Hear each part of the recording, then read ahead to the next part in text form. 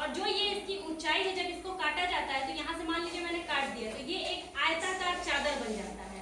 तो क्या है, अब जो इसकी ऊंचाई होगी बेलन की, वही इसका क्या होगा, लंबाई होगा, सॉरी चौड़ाई होगा। दिया हुआ है कि चौड़ाई के अनुदिश काटा जा रहा है, तो वो उसकी क्या हो जाएगी, चौड़ाई। अगर हमें लंबाई मिल जाती है तो हम इस आयताकार चादर का क्या निकाल लेंगे, परिमाप निकाल लेंगे।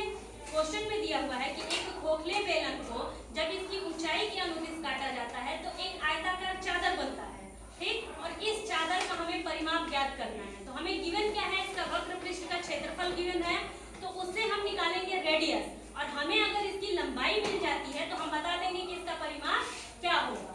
तो हमने वक्र पृष्ठ का क्षेत्रफल निकाला 2πr(h). यहाँ से हमने r की वैल्यू निकाली, आ गया है कितना, 21 सेंटीमीटर।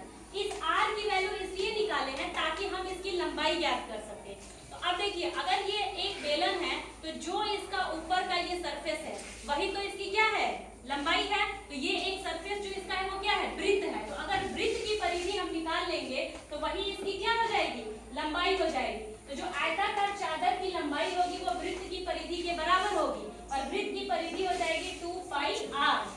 तो यहाँ पे वैल्यू रख दीजिए, 2 × 22/7।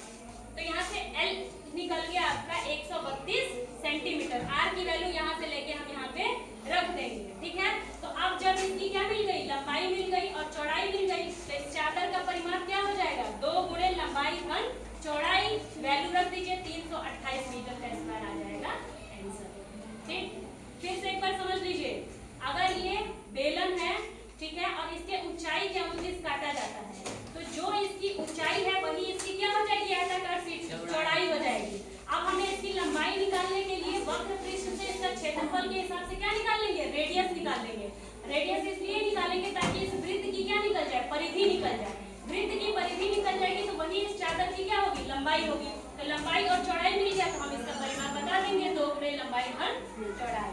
वैल्यू रख देंगे, आंसर